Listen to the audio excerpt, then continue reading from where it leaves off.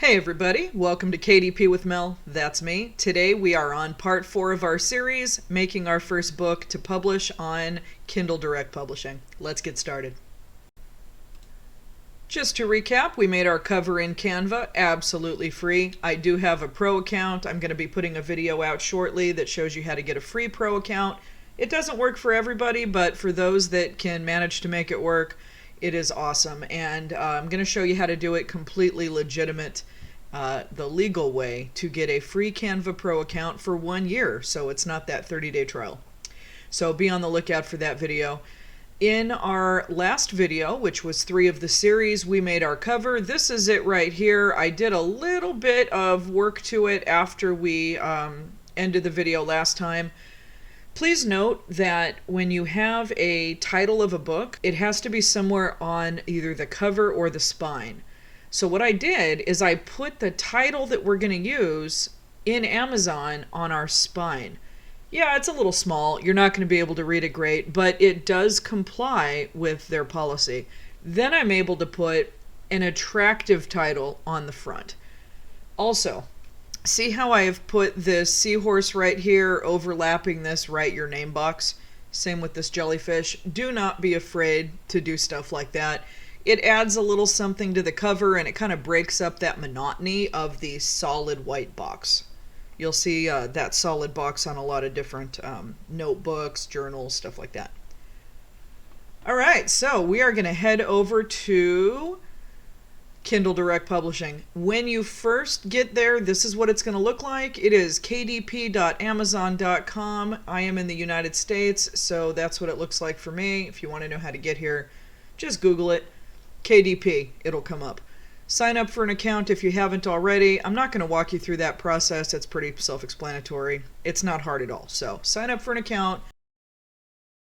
All right, so for our book, we are making a paperback. Now, I do Kindle ebooks. I'm going to do some videos on that. I've also done some hardcovers. Haven't had a whole lot of success yet, but I'm going to break through that challenge pretty soon. So we're going to do paperback. Click right here. All right. We have already done our research. Now, I am hoping that y'all are going to do a little more than 5 minutes of research. I didn't spend a lot of time on this when I was making the tutorial, but I did show you how to do it. So this is what we're working with here. We're going to put in our title. Whoops, we cannot click and drag. In case you guys are wondering what I'm using for this, this is on Windows 10. They have something, it's called Sticky Notes. And it is, if I can get this to work here. Oh, how embarrassing. Hold on. There we go. Copy. I know it works. You know what it is? My microphone is right up in my grill, and I don't have my usual keyboard to hand spacing, so I'm a little rusty on the keyboard. All right.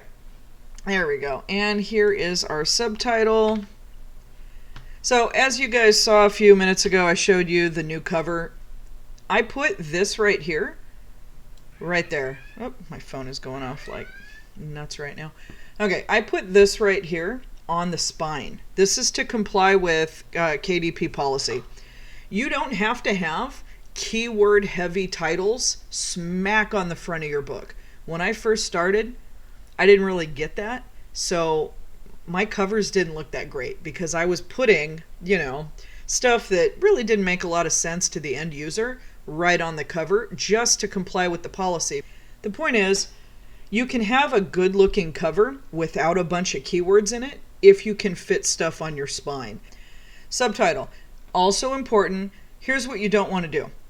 You don't want to repeat the keywords that are up here. That is a waste. You are not adding extra weight to its importance if you put it in 2 spots. For example, primary composition. If I put that down here too, it is doing nothing for me. All it is doing is looking like keyword stuffing and unprofessional. So, use it only once. All right, moving on. Not part of a series. If you want to learn more about what qualifies, click right here. They'll give you more information. Skipping down. Okay, author names. So this, here's the deal. Back in the day, people would put keywords as an author name. It'll be like pretty notebook, right? pretty first name, notebook last name, right? Thinking that when people search for a pretty notebook, they're going to type that in, it'll come up. Now, it did work. Amazon is now hand slapping for that. Protect your account, you only get one. Don't do it. What they're looking for now is names that sound like names. There is a whole list of words that will flag this during the publishing process. So just do yourself a favor. Don't lose your account right off the bat, please. Well, don't lose it at all, but you know what I mean. So real names. So I'm going to go with Donna White. I just made it up. Nope. Well, I could do that, but we're not going to do that. We are going to put White in the last name. There it is. I made that up, folks. That's not my name. Some people use this to categorize their books. Like, say you have all of your journals under Mike Smith, and you have all of your date planners under Bobby Jones. Okay, so you can categorize book types like this. You can also create a brand. All right, description. I do not have a description pre-planned. Let's see what I have here. I do not. So I'm going to come back to that in a minute. You'll just see it pop up momentarily. But look at other books on Amazon and get inspiration. Don't just copy paste. That will get you into trouble. But take a look at what other people do for their description. What I've learned is don't make it too long. People don't like to read. They want to see like quick bullet points. There's a lot of stuff you can't do. Oh yeah, and read this, please. They have a guide for everything. Don't violate this. You can't say, on sale now, 99 cents only, stuff like that. There's stuff you can't put in here, okay? Don't copyright infringe in here either. All right, I own the copyrights, yes. Stay out of here. There's a lot of people thinking this is like a get-rich-quick thing. So there's some books that are old enough to be considered public domain. To use it on Amazon and not lose your account, there's a lot of stuff you have to do to it, and I'll be honest, it's not worth it. Like, the risk isn't worth it for me, and the amount of work that will go into it to make the pennies that you'll make isn't worth it. I wouldn't bother. But if you want to read about that, here's where you can read about that. All right, keyword boxes. So here is write and draw for toddlers. Okay, so here's an example of a long tail keyword. Oops, there we go. All right, write and draw for toddlers. Technically, that's a keyword. It's called a long tail keyword because it's more than just one word. So if I wanted to put that as a keyword, that is a keyword. That is not a long tail keyword. Book is a keyword. Did I put book up here? Let's see. If I did, I did not. Okay, so we want book somewhere in here, right? Now, I can put it here. All right, or I can put it here. It doesn't matter, but if you find that you have a whole lot of keywords you want to use and you're running out of space, this is okay. All right, and then use this for another long tail. All right, what else we got? I have more, let's see, 7. Oh, looks like I already plotted these out with picture space. Let's see if it fits. Nope. All right, so what I'm going to do is I am going to put that down here. I'm going to move this to my other monitor so it doesn't keep closing on me. If you do not have sticky notes, you should definitely check it out. It is really handy. All right, so I'm going to fast forward through this so you guys don't have to watch, and I'll be back in a second.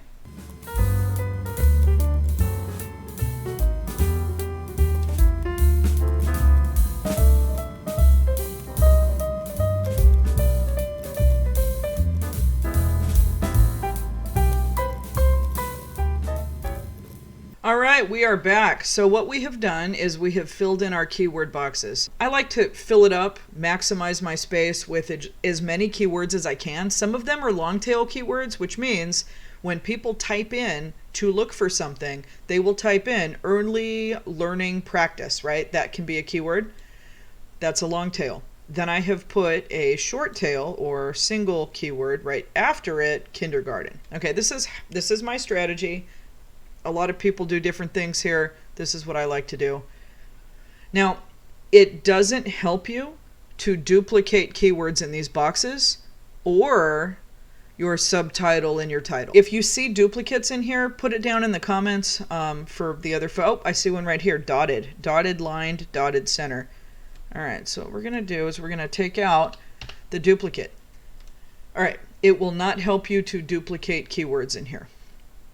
All right, categories. Publisher Rocket has a really awesome utility in there where it'll help you pick categories, where it'll tell you how many books you need to sell before you hit number 1 in a certain category. The tool is amazing. I'll put a link to Publisher Rocket down in the description. It's an affiliate link. I'll get a small kickback. And the best part, right now it's a one-time fee.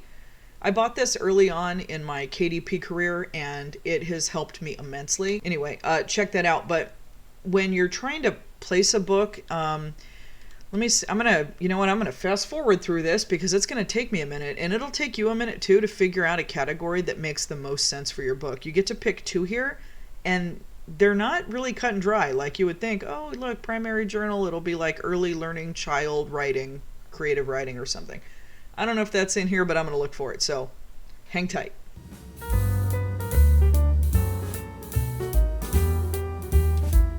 All right, we are back. Before you guys freak out because you can't find the perfect category for your book, it doesn't matter as much as you think it does. What these are good for is if somebody goes to Amazon and they go to the categories section and start randomly browsing for something, I don't even know where to go to find that, to be honest, right? Like if I don't even know what I want, but I know it's somewhere in the juvenile category, they're going to go, they're going to drill down, maybe they'll see your book depending on where you stick it. I've never, ever, not once searched Amazon for something where I'm like, I don't know what I want. Let's peruse. So don't stress. Make sure that you're not putting it in something crazy. For example, juvenile law and crime. See, well, I can't do that because I already did these. But if I clicked on that and tried to submit it, you're probably going to get it kicked back at you. Don't put it somewhere weird where it makes absolutely no sense. Just kind of use your best judgment. Stick it where you think it fits. Anyway, that's where I put mine. Adult content. All right. So about this. So obviously ours is not. We're going to click no. If you have a book that is borderline inappropriate, but it's not crossing the line, in my opinion, don't put adult content. So if it's like I had one that I did that was like 1950s humor, but it was so mild. It's like way more mild than what you would see on broadcast TV. I mean, it was nothing, right? I would let if I had a 5-year-old, he's older now, but if I had a 5-year-old, I'd let my 5-year-old watch it, right? I wouldn't consider it adult by any stretch. If I had clicked yes on that, I wouldn't be able to use Amazon ads. So keep in mind when you make your book, if it is inappropriate, definitely don't wait for them to hand slap you. Mark it adult content. If it's not, don't think like if it's kissing the border that, oh, I'm going to play it safe. You won't be able to advertise. If that's something that you're going to want to do, use your judgment there. 2 hours later. All right. Now we hit save and continue. Let's make sure we did everything. We haven't done this yet. I will come back to that. Save and continue. All right, assigning an ISBN. Okay, Amazon gives you these things for free. So you click assign me a free one, done. I leave this blank because we're going to publish today, and I always default to the day that I'm publishing. If you want to read more, there are these wonderful links everywhere. All right, our book is black and white interior with white paper. All right, how big is our book? Let's see, I haven't looked at this thing, and we are at 8.5 by 11. Dun, dun, dun, dun, dun, dun. All right, bleed. Did we do bleed? Did we do bleed? I think we did no bleed. No bleed.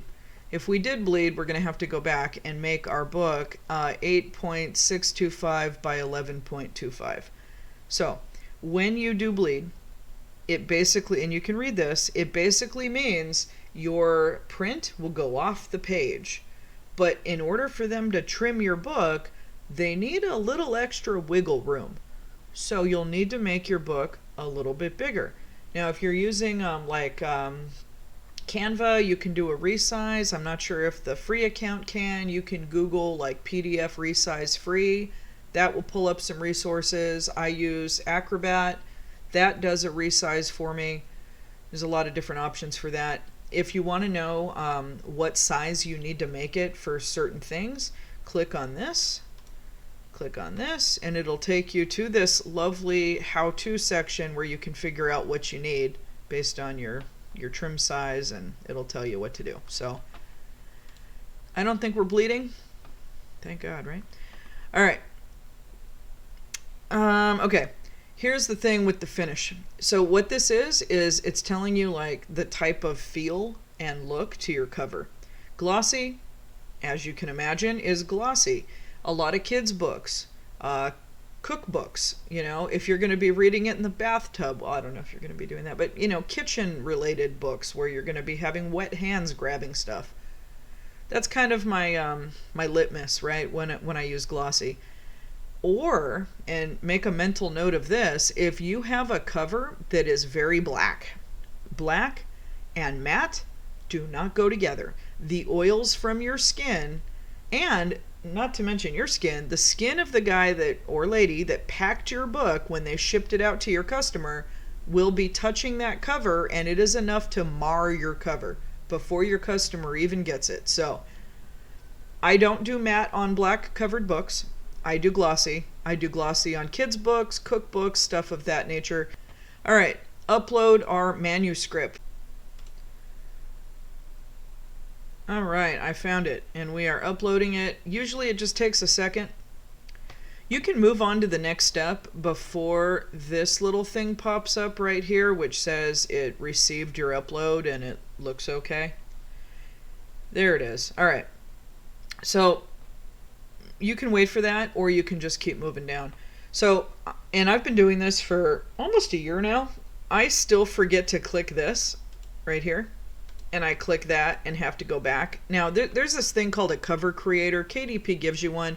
Honestly, I've never used it. I don't know how cool it is. I don't know if it's awesome or terrible. So you're welcome to check that out. If you accidentally click into this, don't freak out. Go right up here to the top left of your browser, hit the back button. It takes you right back to where you need to be.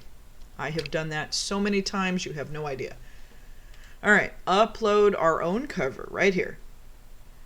So, upload cover file, and there it is, and boom. Give this a second. Now, the next part is our preview. Now, the preview is cool. It's cool, and it's also terrible because if there's something wrong with your book and you need to go back and fix it, it'll usually tell you here. Sometimes your book will be messed up in a way that it won't even launch the previewer, and it'll just be loading and loading and loading and loading and loading forever, and it finally kicks you back out and says error loading your file. So if that happens, go back, see what you did, rewatch the videos if you need to, and figure out where you messed up. Sometimes, and I'll say this one right now, when you're designing in Canva, if you don't change it to inches and you do it in pixels, it could error out right here. You won't even know because it looks the same to you, but you're going to have an issue with the size. So make sure you didn't do that. If you get stuck, and I did get stuck not that long ago, and I've been doing this a while, I have hundreds of books on KDP. I got stuck and I had to email them and say, here is my ISBN number, here's the title of my book, please tell me what I did wrong, because I am stuck. All right, we've got both of these. We are now going to launch our previewer. Okay, I have had this take 30 seconds before, I kid you not. And then I have... There it is. Okay, one of the fastest ones ever. Okay, I've had it take like 30, well, now I can say I've had it take 3 seconds. I've also had it take like 20 minutes. And it didn't deny me. It actually worked at the 20-minute mark. So, all right, here we are. It's not my best work. I'm going to show you guys. You know what? I'm going to show you right now. This is the first primary composition book I ever made. This was probably the third book I ever published. Take a look at this number. It is a nightmare for a multitude of reasons. And anyway, here is our updated version, and I'm hoping that you're going to spend more time than I did making yours. Mine was just to show you how. So when this pops up, over here under your quality check, If it found issues, it will usually tell you, and it'll tell you exactly what pages the offending problems were on. That will help. So make sure you check this out. Like if it says it's not approved and you have problems, look right here, see what the problem is and fix it. I always look at my pages, and you're going to want to do that. Click these arrows. Oh yeah, here's an example of bleed. So we have no bleed. This is going to get hacked off at the dotted line, but I don't care. We're not losing anything here, but that's what will happen because we did no bleed on this one. So make sure everything looks right. Now this, see how we're kissing the dashed line? May get cut off. For this example, I'm going to push it through. If I were making this book as one that is going to be one of my books, right? I'm going to keep it published, and this is going to be one of my winners. I would go back in and I would edit this so it doesn't go all the way to the edge, because where it cuts here, look at that, it's right on the line. It's possible that you won't even see that and it might look funny. So I would make this box smaller. But for our first book, our fictitious first book, we're going to approve it. Boom, done. All right. Scrolling back down. All right, this is where it shows our print cost. So $2.29 to print this book in the US marketplace, which is Amazon.com. Here is the various pricing for the different sites. Boop. Save and continue. Now, when you're doing your research, you're going to see like what people are pricing their similar books at. They're probably pretty low, right? They're like $6.99. That's probably what we're going to do on ours. Here, $5.95. This is probably what I would do. Now, if you want expanded distribution, this is where other distributors can have your book available in, as it says, retailers, libraries, universities, booksellers, beyond. I have, out of hundreds of books that I have on KDP, I've only sold a handful through expanded distribution. So don't stress out over this. Some people make a lot of money there, maybe. I don't know. I don't. This is what we want to be looking at. If I sold it at $5.95, here's our minimum, right? We can't go below that. Here's our maximum. Wouldn't that be funny? All right, there's our minimum. Can't go below that. I'd make $1.28. That works. All right. And this shows you the different marketplaces. Now you can alter these based on marketplace. If you have a book that you think is going to be really hot in the UK, you could go in there and lower it for that specific place just to get your BSR down. But just to know, that is specific to the UK. All of these are different sites. Terms and conditions, 72 hours. Okay, when you're first publishing, this can take longer than this. Don't freak out. And my 150th book, I got scared because it took over a week. And I'm thinking, oh my gosh, I'm going to get suspended. What did I do? I didn't do anything. It just happened to take that long. Why? I have no idea. You know, it was premium paper or premium color on the thicker paper. I don't know if that had anything to do with it. I don't know. But don't freak out. And when you're new, it can take a while. So be patient. What else is editable? Let's see, your cover. I think your keyword boxes are editable. So let's say you publish your first book, you're not getting any sales, you watch another video on keywords, you're like, oh my gosh, I didn't even think about doing this, I totally should have, I would like to edit my book. Feel free, go on in there and change your keywords and see if you get more traction. Some people get really technical with it. They pull out a spreadsheet, they swap in and out keywords. Just know that when you make a change, it can take a while for it to actually change. So don't expect an instant result. All right, here we go. Publish, boom. We're not going to do ours because I didn't finish the description, but that's our first book. So thank you so much for watching, and until next time, folks, have a great day.